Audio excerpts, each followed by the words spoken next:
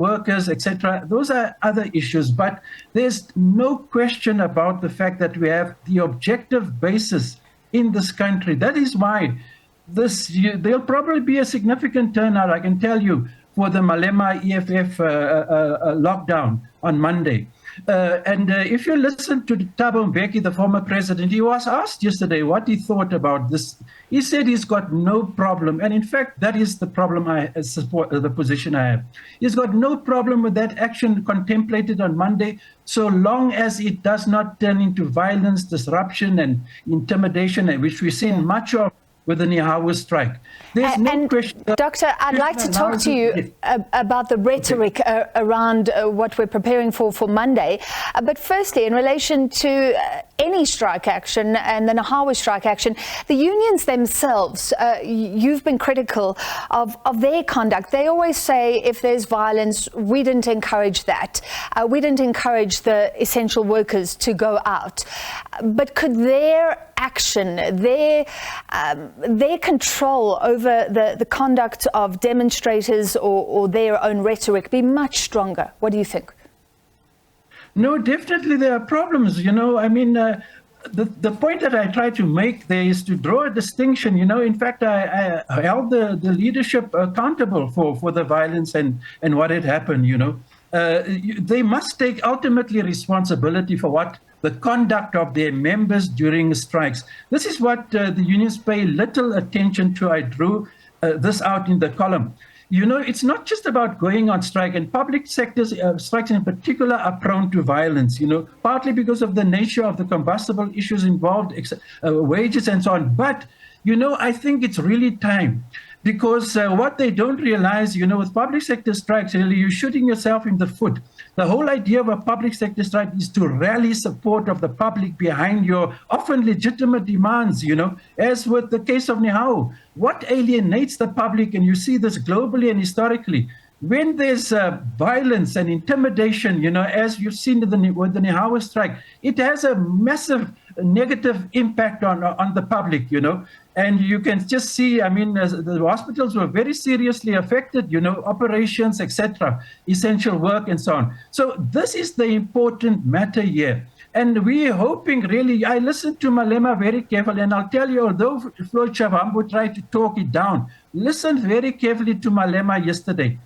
Some of what he had to say was tantamount to warnings, He came close to basically saying, if you're going to expect likely some problems in a particular situation, going to work, transport, rather not go, So I think it came close to, not deliberately, provoking and insisting that people have to join the strike, but a lot of what he said came close to warnings in that regard, Yeah. But well, that's what I put to the deputy president. Just look at the wording. There's going to be fire there if you go to work. You've got a right to work, but there's going to be fire there. And he suggested it would be stupid to go. So is that a veiled threat? Exactly. Those are veiled threats. You see, and it's highly problematic because on the one hand, you cannot deliver that kind of rhetoric, intimidatory warning rhetoric, and on the other hand say, that it will be a non-violent strike and there won't be any disruptions and no coercion, people won't be forced. A lot of what Malema said, Floyd Chavambu spoke differently now. The tone and what he had to say was slightly different. Malema yesterday came very close to a kind of veiled threat and warning that he was issuing. He used the example now, and I heard him. You were right. I do wish that I could have spoken to Floyd Chavambu about something else that the president, Julius Malema, said, but I can put it to you. He said it would be peaceful and no violence, but if demonstrators were threatened, they could defend themselves. The words he used was that anyone who's trigger happy, show them ×2 what you can do. So essentially, if you meet violence, meet it with violence. Is that reckless in the environment we are in, where protest action is becoming more violent in South Africa? No, it is. It's becoming increasingly violent, both the public sector strikes and you see the protest action in the townships, riven with violence, for many years, in fact. We are a very violent society. And, being the protest capital of the world, much of those protests, I can tell you, were carried out, with violence and a lot of animosity and combustibility and so on. But it's very important to look at what you said now. You see, I mean, the law enforcement agencies, you heard what Ramaphosa said yesterday, day before you. There is no doubt that they're not going to tolerate any violence, disruptions. One is just hoping, really, that what Malema said doesn't translate into that actually happening on Monday morning. Because if, the problem with Malema is that there are some followers of the EFF, everything he says is, gospel. And I just hope that they didn't interpret him to mean that they could recklessly, and provocatively, do certain things on Monday morning, that is tantamount to warning and to threats and to coercion.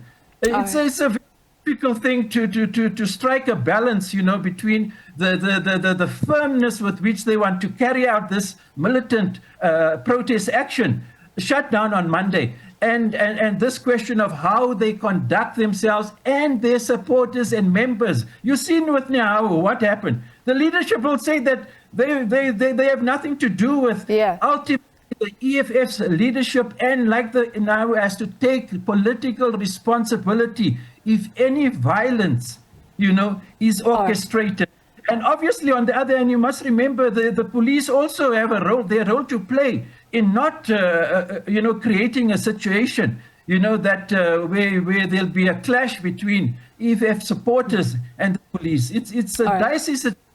One is just hoping, really, that we don't have the kind of violence, which will also detract, focus attention from what a lot of legitimate demands and issues that Malema and the EFF are raising. There's no doubt about it. I think Doctor, we have to leave it there. Thank you so much for your analysis, looking at the rhetoric and the possible loss of public support around the NEHAWU strike, and now looking ahead to Monday. That was Dr. Ebrahim Harvey, independent political writer, researcher, and a former trade unionist.